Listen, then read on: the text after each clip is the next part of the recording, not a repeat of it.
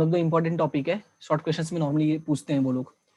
Okay, तो topic का नाम है FOB contract. FOB means free on board. Basically ये जो भी अभी ये टॉपिक है, फ्री ऑन बोर्ड या CIF या एक्सिप कॉन्ट्रैक्ट, ये सारे जब कॉन्ट्रैक्ट तभी होते हैं जब हम लोग है ना ओवरसीज ट्रांजेक्शन्स करते हैं बेसिकली, या ओवरसीज बोलो या ऐसा ट्रांजेक्शन जहां पे सी का यूज होता है, सी रूट का यूज होता है, राइट। तो ये ट्रांजेक्शन मतलब यहाँ पे हमें तब इन सब चीजों का यूज करना पड़ता है। तो स्टार्ट करते हैं, इसको टॉपिक समझते हैं कि इसके अंदर क्या है, ठीक है, इसका मतलब क्या होता है, इसके अंदर क्या चीजें हैं, क्या समझना जरूरी है। तो यहाँ पे सबसे पहले पता होना चाहिए कि FOB का फुल फॉर्म क्या है। FOB का फुल फॉर्म है फ्री ऑन बोर्ड। ओके, फिर आगे लिखा हुआ है the meaning of this word is that the seller, right, is that the seller is to put goods on board at his own expenses। इसका मतलब ये हुआ कि जब भी सेलर गुड्स डिलीवर करने वाला होता है बायर को, it is seller's responsibility to pay the expenses, right, that will be known as a free on board. एक एग्जांपल लेके चलते हैं, जैसे कि मान लो अमेरिका से गुड्स मैंने ऑर्डर किया था, ठीक है, कहां से ऑर्डर किया था, अमेरिका से, यानी USA। ये पेन काफी पतला चल रहा है। अमेरिका टू मुंबई, वहां से जो शिप में आने वाला था, ठीक है, अब ये शिप कैसे बनता है रहने दो ऐसे ही चलो। तो ये जो शिप पे आने वाला था, तो यहाँ से जो शिप निकलने वाली थी, तो तुम्हें पता है जब हम गुड्स सेंड करते किसी को तो उसके लिए भी मिनिमम चार्जेस पे करना पड़ता है, राइट। तो that charges will be paid bye seller. Okay, उसको बोलते फ्री ऑन बोर्ड। अब समझो इसका रीजन क्या होता है ये सब पे करने का। As soon as the goods are put on board the property and risk passes to the buyer. और जैसे ही सेलर ने, ध्यान से समझना, जैसे ही सेलर ने वो गुड्स को शिप पर रख दिया, राइट, एक्सपेंस पे कर दिया, वैसे ही प्रॉपर्टी पास हो गई। प्रॉपर्टी पास होने का मतलब क्या, ऑनरशिप ट्रांसफर हो गया। और ऑनरशिप ट्रांसफर होने का मतलब क्या हो गया, रिस्क भी ट्रांसफर हो गया। Because we know transfer of property is equal to transfer of risk. मतलब जैसे ही ऑनरशिप ट्रांसफर होता है या प्रॉपर्टी ट्रांसफर होता है, रिस्क भी ट्रांसफर हो जाता है। Okay, when once the goods are put on board they are at the risk of the buyer। that's why बोला गया है when they are put on board, right, once they are put on board they are at the risk of the buyer, right। totally risk किसका होगा, buyer का होगा। the duty of the seller ends when he delivers the goods at his own expense to the ship at the port of a shipment। तो यहाँ पे seller की duty खत्म हो जाती है। कब खत्म हो जाएगी, when he delivers goods at his own expenses to the ship at the port of shipment. जैसे ही सेलर गुड्स को डिलीवर कर देता है पोर्ट पे, जो जहां पे पोर्ट है उस शिप में डिलीवर कर देता है, उसकी ड्यूटी यहाँ पे फिनिश हो गई, राइट। तो यहाँ तक अभी देखो बेसिकली इन्फॉर्मेशन एक ही बात समझ में आ गई। इसका मतलब ये हुआ कि जब भी हम गुड्स कहीं से मंगवाते हैं और वहां पे शिप के थ्रू आने वाला होता है, राइट, बेसिकली किसके थ्रू आने वाला होता है, शिप के थ्रू आने वाला होता है। तो इसमें सेलर की रिस्पॉन्सिबिलिटी है कि भाई जो गुड्स है वो शिप पर सेंड कर दे, शिप पर चढ़ा दे, जिसको हम बोलते हैं ना कि वो गुड्स रख दे, और वो जो गुड्स रखने वाला है या जो भी गुड्स सेंड करने वाला है उसका जो भी चार्जेस होगा वो क्या कर दे, पे कर दे, that will be paid by the seller. और उसने जैसे ये सारा काम कर दिया, उसका जो ड्यूटी थी वो खत्म हो गया, यानी रिस्क जो है वो ट्रांसफर हो गया बायर को। ओके, अब आगे लिखा है such delivery transfer the position property and risk to the buyer. देखो पोजीशन भी ट्रांसफर हो गया कि गुड्स उसके हाथ से चला गया, प्रॉपर्टी तो ट्रांसफर हो ही गया था, और रिस्क भी क्या हो गया, ट्रांसफर हो गया। It means in such a cases the position, the property and the risk, तीन के तीनों किसको ट्रांसफर हो जाए, to the buyer. But the subsequent expenses are to be borne by the buyer. लेकिन उसके बाद का जो भी एक्सपेंसेस होने वाला है that will be borne by the buyer. Okay, अभी इसमें देखो क्या लिखा है, the only thing is to be noted that the seller in such a cases as to give such a notice to the buyer as may enable the buyer to ensure। देखो but अब यहाँ पे जो main point है वो समझना जरूरी है।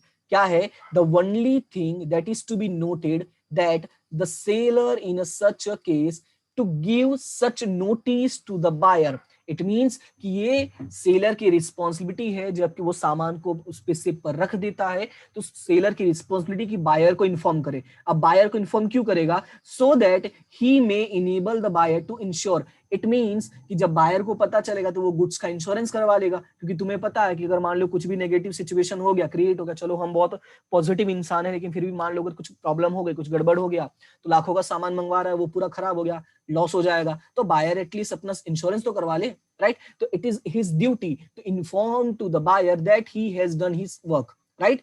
If the seller in cases, right, अगर मान लो if the seller fails to do so, in case अगर सेलर फेल हो गया, नहीं इन्फॉर्म किया, नहीं बताया, right, the goods are deemed to be at seller risk during the transit, तब इसमें सेलर की रिस्पॉन्सिबिलिटी होगी, क्योंकि बायर को तो पता ही नहीं था कि ऐसा भी कुछ हुआ है, राइट? जैसे कि मैं हूं और मान लो शिवम है, शिवम को मैंने गुड्स सेंड किया था केरला में, वो केरला में रहता है, मैंने यहाँ से सेंड कर दिया, बट मैं शिवम को इन्फॉर्म करना भूल गया, ठीक है? और मान लो केरला से पहुंचने से पहले ही कुछ एक्सीडेंट हो गया, कुछ प्रॉब्लम हो गई, और मैंने शिवम को ब्लेम करना स्टार्ट कर दिया, भाई मेरे पैसे दे, मेरे पैसे दे। अब शिवम बोलेगा भाई मुझे तो कुछ पता ही नहीं था कि तुमने कुछ सेंड कर दिया, एटलीस्ट इन्फॉर्म तो करना चाहिए था, it was your duty, right? तो मैं अपना ड्यूटी भाई ऐसे नहीं भाग नहीं सकता, right? It is my responsibility to inform to the buyer, कि शिवम को बता दूं ताकि शिवम क्या करेगा, इंश्योरेंस लेगा, इन केस कोई प्रॉब्लम होगा तो शिवम एटलीस्ट अपना लॉस तो रिकवर कर लेगा। ओके, सो आई होप कि इतना बेसिक तुम लोग को समझ में आ गया होगा। Now the position of the seller and the buyer, दोनों का पोजीशन पढ़ना है। पोजीशन में कैसा है कि देखो, अब ये पढ़ने में थोड़ा अटपटा लगता है कि भाई सामान चढ़वा दिया तो रिस्क खत्म हो गया, तो यहाँ पे ऐसे ही नहीं हो जाएगा, यहाँ पे कुछ बातें होंगी, रिस्पॉन्सिबिलिटीज हैं, वो रिस्पॉन्सिबिलिटी को कंप्लीट करना होगा, तो इसलिए कुछ बात समझना जरूरी है। तो देखो, अब इसमें सेलर का पोजीशन क्या होगा वो समझो। The seller must deliver the goods on board he at his own expenses. The first thing, the seller must deliver, right? पहला काम क्या होगा कि सेलर को खुद के एक्सपेंस पे गुड्स डिलीवर करना होगा। In the absence of any special agreement, the property and the risk in the goods do not passes to the buyer until the goods are actually placed on the board the ship concerned, right? In case अगर कोई special agreement है तो जब तक ship पे पूरा वो काम खत्म नहीं हो जाता तब तक ऑनरशिप ट्रांसफर नहीं होता है, राइट? इन केस अगर कोई स्पेशल एग्रीमेंट है तो, अदरवाइज भाई काम हो गया। ओके, नेक्स्ट में क्या लिखा है? To deliver the goods on board a ship at the agreed place of a shipment. अभी यहाँ पे क्या लिखा है? To deliver the goods on board a ship at agreed place of a shipment. Second क्या होगा कि जो भी उन लोगों के बीच में बात हुई कहाँ सेंड करना है, जैसे केरला में भी बहुत सारी जगह पर है, विशाखापट्टनम है, ऐसे बहुत सारे जगह है, तो कहाँ पे सेंड करना है, कौन से जगह पर सेंड करना है, वो भाई उसको क्लियर एग्रीमेंट करना पड़ेगा और एग्रीमेंट के बेसिस पे उसको डिलीवर करना है, right? And to put the goods on board a ship at his own expenses, और वो कैसे डिलीवर करना, उसको खुद के खर्चे पे, तो पहले पॉइंट में भी सेम था। Now to give notice to the buyer of shipment in order to enable him to insure the goods during the sea transit. और देखो, पहले में हमने क्या बोला कि गुड्स को डिलीवर करना है खुद के एक्सपेंसेस पे, अगर मान लो कि स्पेशल एग्रीमेंट है तो बात अलग है। ओके, नाउ सेकंड में क्या लिखा है कि जहां पे एग्रीमेंट हुआ था, जिस प्लेस पे, वहां पे डिलीवर करना है, और वो डिलीवर कैसे करना है? His own expenses. उसके बाद नेक्स्ट में क्या बोला है? It is the responsibility, right? It is his responsibility to give notice to the buyer, right, कि मैंने शिपमेंट कर दिया है, so that he can get the insurance of the sea transit, right? Now to negotiate a reasonable bill of lading and forward it to the buyer. तुम लोग को पता होगा जब भी ये ऐसे ट्रांजेक्शंस होते हैं ना, तो वहां पे बिल ऑफ लेडिंग होता है, मतलब कि सामान को मैंने रखवा दिया है शिप पे, उससे बिल मिलता है। जब वो लोग है ना शिप पे सामान रखवाते हैं तो वहां से एक बिल दिखता है, वो जो शिप का ऑनर होता है, ठीक है, जो कार वहां पे होता है कैप्टन, वो कैप्टन एक बिल बना के देता है कि भाई तुम्हारा सामान ये है, ये क्वालिटी का, यहाँ पे रखा हुआ है, राइट? नाम हम जो भी डिटेल्स होती है वो ऐसा एक बिल लिख के देगा, और वो बिल क्या करना होगा? सेलर को forward it to the buyer, and it is his duty to forward it to the buyer, otherwise को सामान कैसे मिलेगा? जैसे मैंने वो बिल उसको दिया ही नहीं तो सामान थोड़ी देगा कैप्टन, कैप्टन तो तभी सामान देगा जब वो बिल दिखाएगा। Okay, so it negotiate a reasonable bill of lading and forward it to the buyer. So ये ड्यूटीज है तुम्हारा सेलर का, ये सेलर का पोजीशन है। Now next point is the buyer. अब बायर का पोजीशन क्या, कि बायर को इसमें क्या करना है, क्या नहीं करना है, वो देखते हैं। तो सबसे पहले इसमें अगर कोई डाउट है तो पूछो। Duty of buyer या position of buyer.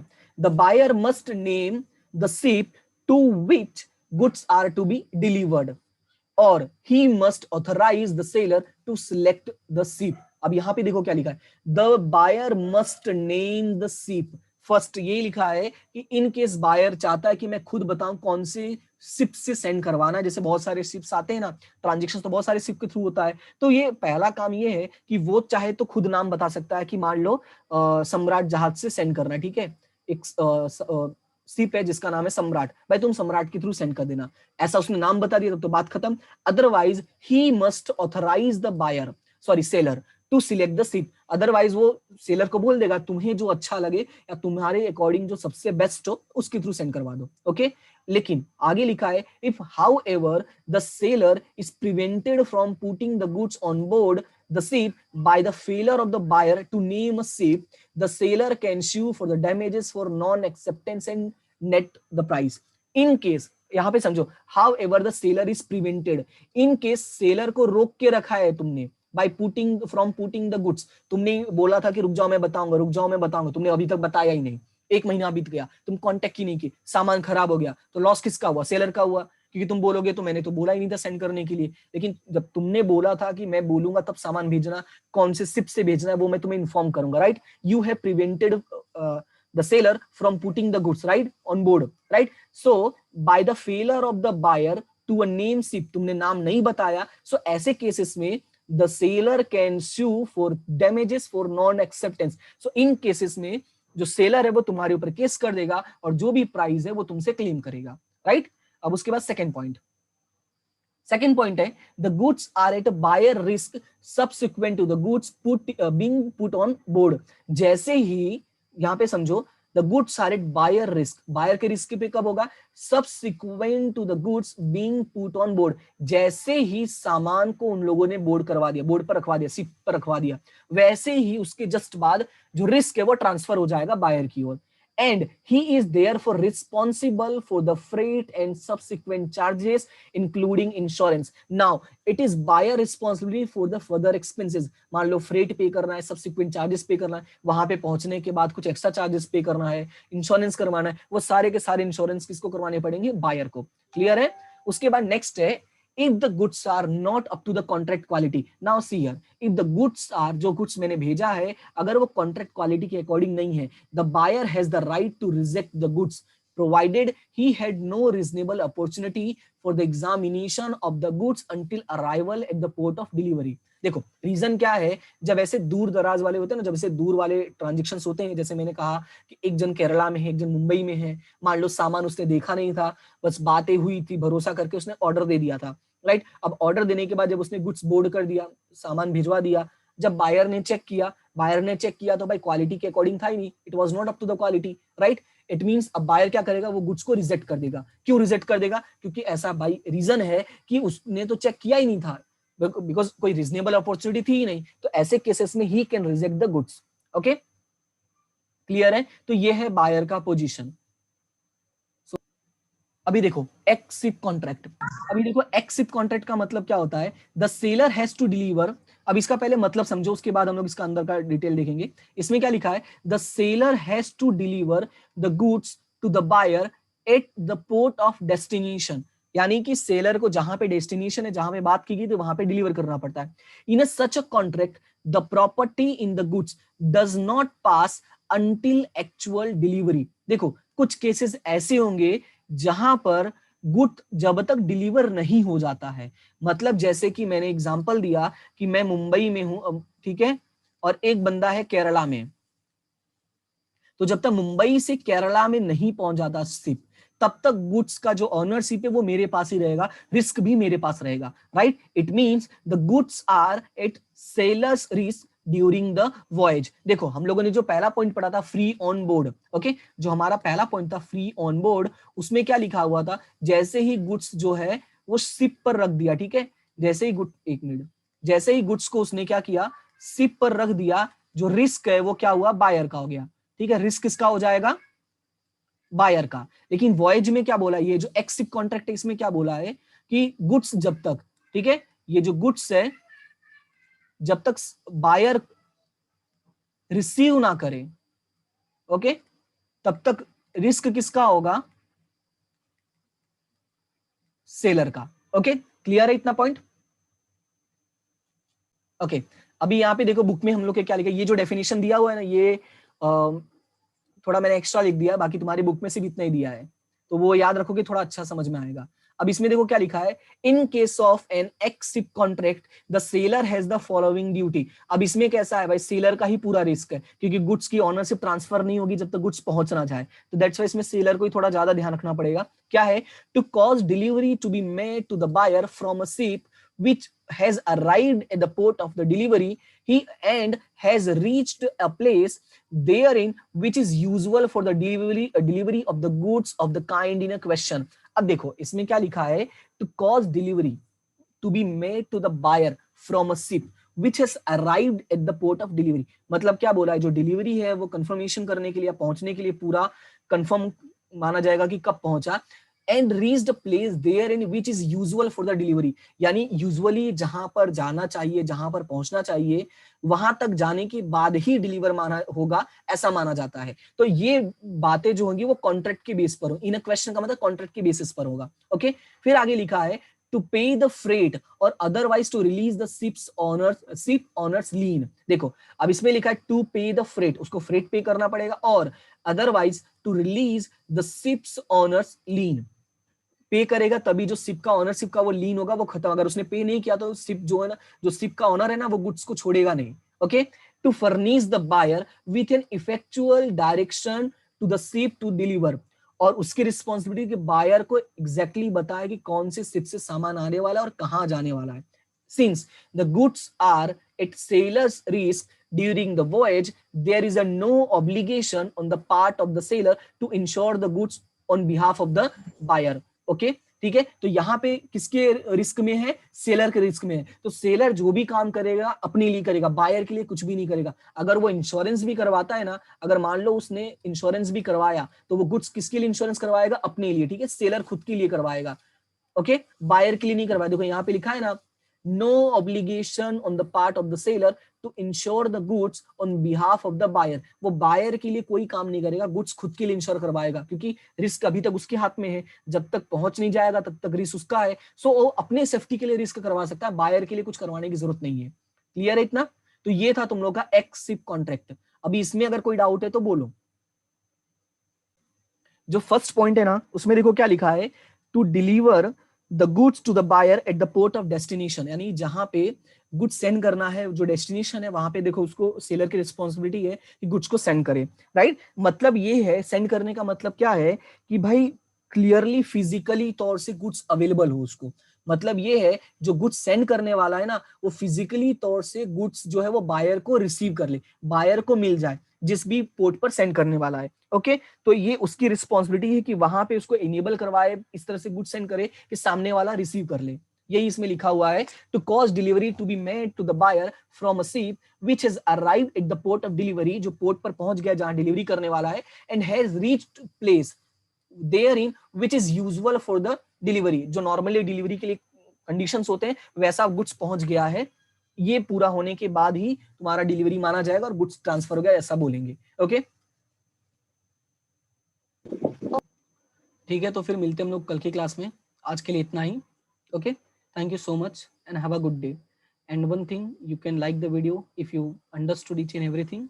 चीज़ें अच्छी लग रही हैं तो लाइक करें, शेयर करें अपने फ्रेंड्स के साथ, सो दैट वो भी बेनिफिट्स ले सके, और चैनल को सब्सक्राइब करना बिल्कुल भी ना भूलें, ताकि मुझे भी थोड़ा सपोर्ट हो जाए, राइट।